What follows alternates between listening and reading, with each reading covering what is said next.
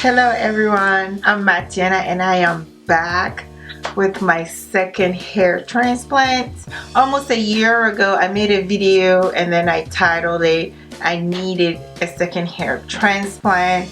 Although the video was one of my best view video on YouTube because I'm a very small channel, I did get a lot of backlash from this video. So many people came for me and so many people said I should change the title of that video because I don't need a second hair transplant and I wanted a second hair transplant, which is true, but the video is successful. I'm not a YouTube guru or anything, but I know that titles should not be changed on successful videos.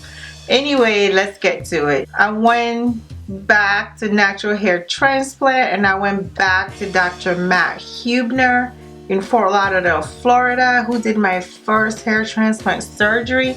And I simply went back to him because my first hair transplant surgery was successful. I did not need a second hair transplant. I wanted a second hair transplant. So I'm here to redeem myself.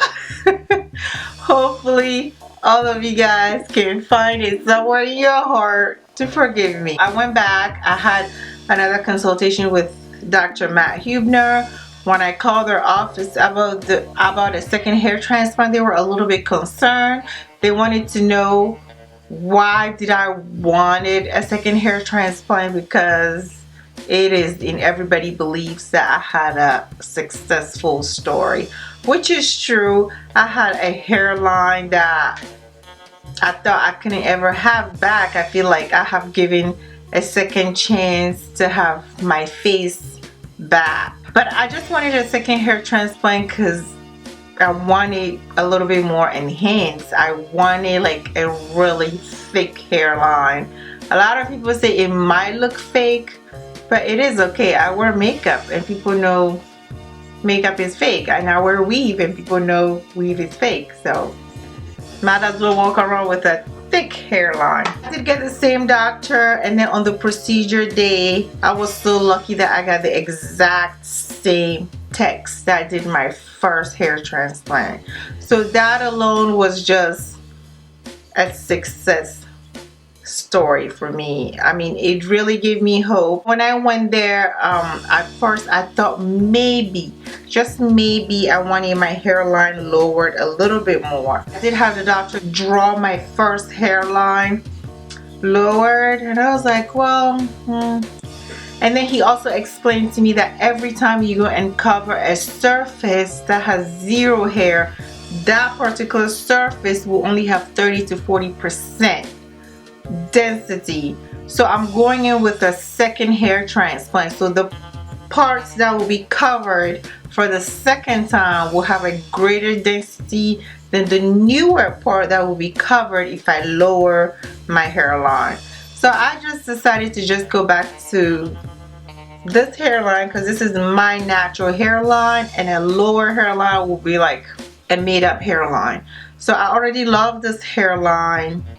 My original hairline that I was born with, that was traced during my first hair transplant, and I believe it fits my face. So I went back with that. The transplant was done. From my first hair transplant, I couldn't find the suture, the old suture line scar. I couldn't find it myself at home because so many people have been asking to see what the suture line looked like. I couldn't find it. So when we went there, the doctor tried to find it and he couldn't find it. The doctor that put it in, he couldn't find it himself. So he saw something that he believed could be the little scar that's left over and he took a picture of it. I mean, he couldn't find it, so he just has to go by the anatomy of the body, believing where he put it. So he went to the area where he knew he put the old sutures and he took a picture of it, which I'll put somewhere on the screen. And he was like, well, this is where I put it. And I was like, well, I don't see anything. But I'm not asking to see anything because it's actually really good that I can see anything. For my first hair transplant, I didn't start seeing hair growth until the 4th month mark. But for this hair transplant, the old hair that I have will start growing back in, you know, as soon as these scabs are washed off. Those will start coming back in, and then the new transplanted hair will will start coming in around the 4th month mark. So I will get my original hair back, and then later, like 4, 6, 7, 8 months, that's when I will start seeing double the thickness. So I'll just go ahead and show you what my hair looks like. So this is the front.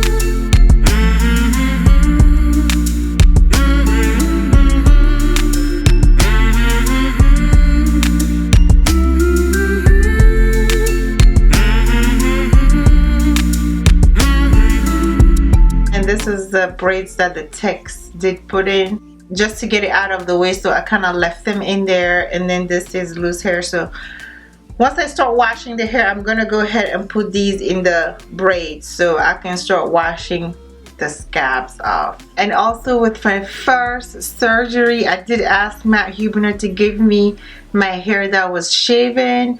So I did get the hair that was shaven, and I took a picture of it. I'll go ahead and show it to you. So I did get this hair right here, and then the hair from the back. So you can see the different length. The hair in the front was a little shorter than the hair in the back.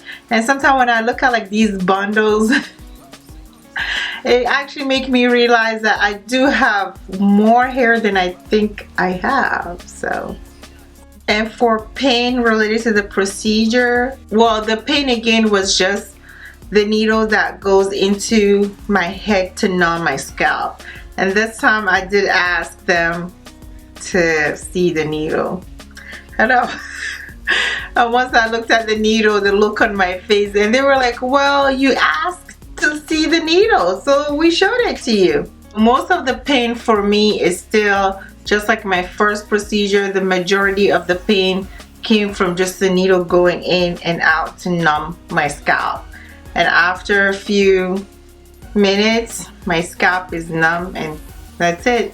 When I got discharged, I did get some ibuprofen. The clinic provided me with ibuprofen and antibiotics and a prescription for some narcotics if the pain becomes unbearable. But all what I needed was the ibuprofen. The ibuprofen was enough. If you want to follow me on this journey, feel free to subscribe to my channel, as I will be doing updates. But you should not be attacking me and insulting me.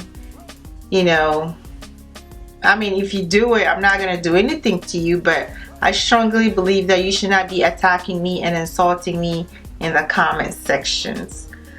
Leave all of your comments and questions down below. Subscribe to my channel if you haven't, and I'll see you in the next video.